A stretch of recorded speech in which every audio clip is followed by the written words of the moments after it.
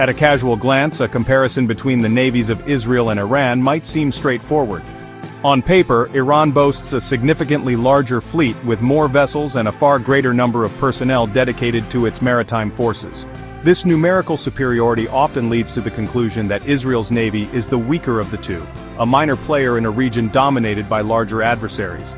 Many analysts point to Iran's hundreds of fast attack craft and its expanding blue water presence as clear indicators of strength, contrasting it with Israel's modest flotilla of corvettes and patrol boats. This initial assessment, however, overlooks the fundamental differences in strategy, technology, and mission that define these two naval powers. The reality of naval strength is far more complex than simply counting ships. It is a nuanced equation where technology, doctrine, geography, and strategic objectives play a crucial role. Israel's naval posture is not born of weakness, but of deliberate design, tailored with immense precision to its unique security challenges.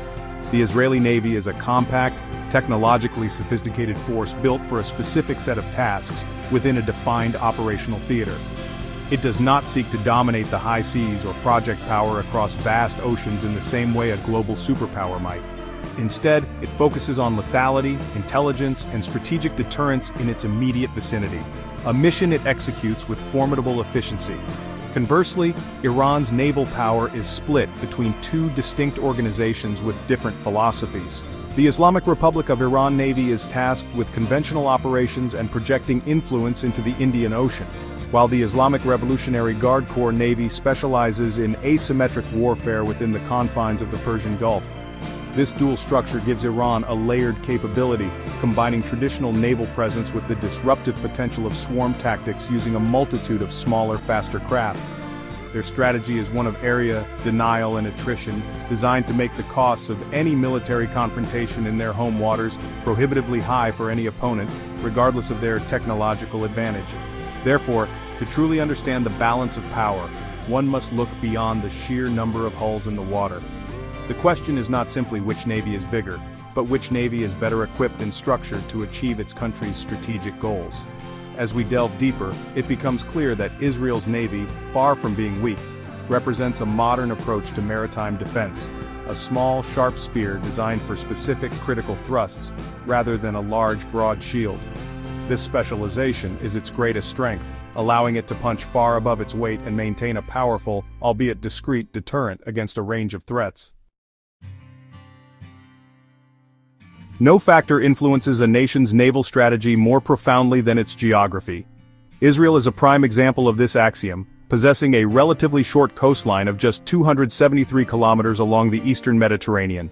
This geographic reality means its primary maritime interests, vital shipping lanes, offshore natural gas platforms, and coastal population centers, are all concentrated in a relatively small area. Critically, Israel has no direct access to the Persian Gulf or the Indian Ocean, the primary theater of operations for its main regional adversary, Iran. This geographical constraint fundamentally shapes the Israeli Navy's purpose, steering it away from the need for a large blue water fleet designed for long-range power projection. The Israeli Navy's mission is consequently defensive and highly specialized. Its foremost duty is to secure the nation's maritime borders and protect its critical economic infrastructure, particularly the lucrative offshore gas fields that are vital to its energy independence. This requires constant surveillance, rapid response capabilities, and the ability to neutralize threats close to home, from state-sponsored attacks to maritime terrorism. The fleet is therefore built around advanced, agile vessels like the Sa'ar-class corvettes, which are packed with sophisticated sensors, electronic warfare suites, and potent missile systems designed to dominate its local waters and defend high-value assets with pinpoint accuracy. Iran, in stark contrast, enjoys a vast coastline stretching across both the Persian Gulf and the Gulf of Oman, granting it direct access to the Arabian Sea and the wider Indian Ocean. This extensive maritime frontier allows it to nurture ambitions of becoming a major regional naval power. Its strategy is not confined to coastal defense, but extends to projecting influence and challenging rivals far from its shores. The ability to control or threaten the Strait of Hormuz, a critical choke point for global oil supplies, gives its IRGC Navy immense strategic leverage. This geographical advantage dictates a need for a larger, more diverse fleet, capable of operating in different maritime environments. This tale of two coastlines explains why a simple comparison of fleet sizes is misleading. Israel does not need a large fleet to patrol distant oceans because its strategic interests are local. Building one would be an inefficient use of its considerable yet finite defense budget. Instead, it has invested in creating a naval force perfectly matched to its geographical limitations and strategic priorities. For Israel, maritime power is not about global reach, but about absolute control over its own maritime domain. A task for which its small, high-tech navy is exceptionally well suited. The sea, for Israel, is a defensive moat, not a highway for expansion.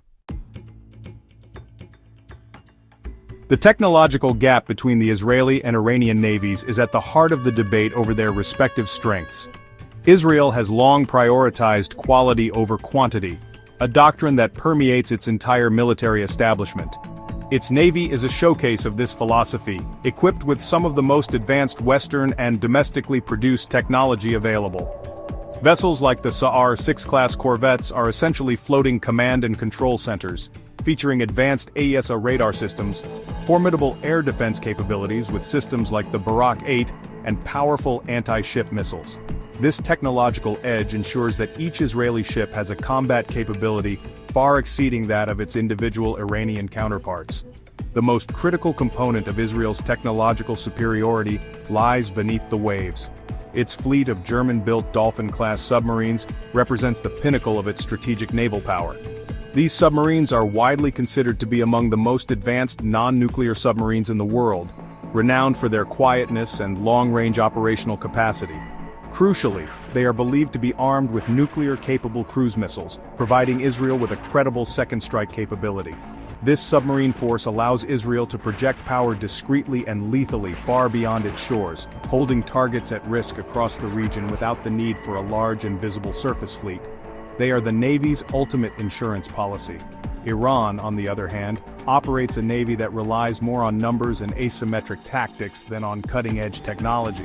While its conventional navy operates a handful of frigates and corvettes, many of its larger vessels are based on older designs. The true strength of its maritime force, particularly the IRGC Navy, is its vast arsenal of small, fast, and numerous assets. This includes hundreds of fast attack craft, armed with anti-ship missiles, rockets, and torpedoes. Iran has also become proficient in developing and deploying naval drones, sea mines, and explosive-laden suicide boats, all designed to overwhelm a technologically superior adversary through sheer volume in a so-called swarm attack. This contrast defines the strategic standoff. Israel bets on the precision, survivability, and overwhelming firepower of its individual platforms to win any engagement. Its goal is to detect and destroy threats long before they can get close. Iran bets on its ability to saturate an enemy's defenses with a massive, multi-pronged assault from numerous low-cost platforms, accepting high losses in exchange for landing a decisive blow. While Israel's navy is undeniably more advanced ship for ship, Iran's asymmetric approach presents a unique and challenging threat that cannot be easily dismissed, especially within the constrained waters of the Persian Gulf. Ultimately, the effectiveness of a navy can only be judged by its ability to fulfill its nation's strategic requirements. By this measure, the Israeli navy is not weak, it is highly specialized and remarkably successful. Its primary roles are clear: defending the coastline, safeguarding offshore economic assets, preventing maritime terrorism, and providing a stealthy strategic deterrent. It is not designed to engage in fleet-on-fleet battles in the middle of the Indian Ocean, and therefore it lacks the assets for such a mission. Instead of a large surface fleet for long-range power projection, Israel leverages its other military branches in a tightly integrated defense concept. When Israel needs to strike targets at a distance, it relies on the superior reach and capabilities of the Israeli Air Force, one of the most advanced air arms in the world. Equipped with F-35 stealth fighters and a vast array of precision-guided munitions, the IAF can hold targets at risk across the Middle East. This air power is complemented by the submarine fleet, which provides a persistent and clandestine strike option. This integrated strategy allows the Navy to focus on what it does best, dominating its immediate maritime environment, while leaving deep strike missions to the assets best suited for the task. It is a system of interlocking strengths, not a collection of independent forces. Iran's naval forces are similarly tailored to its own strategic vision, which centers on regional hegemony, area denial, and challenging the presence of external powers, particularly the United States, in the Persian Gulf. Its dual navy structure is a direct response to this vision, allowing it to walk a fine line between conventional diplomacy and asymmetric coercion. The IRIN's larger ships sail on goodwill tours and participate in joint exercises, projecting an image of a responsible naval power, while the IRGC-N sharpens its swarm tactics to threaten vital sea lanes. This approach gives Tehran a flexible toolkit to pursue its regional ambitions. In conclusion, the debate over which navy is stronger is fundamentally flawed because it attempts to compare two forces built for entirely different purposes. The Israeli Navy is a small, sharp, technologically advanced scalpel designed for precise, critical operations close to home and for strategic deterrence from the depths. The Iranian Navy is a larger, more diverse collection of assets designed for regional presence and asymmetric warfare. Neither is inherently weaker. Each is a reflection of its nation's geography, doctrine, and geopolitical goals. Israel's Navy is not a lesser version of Iran's. It is a different kind of power altogether, one perfectly honed for the unique challenges it faces.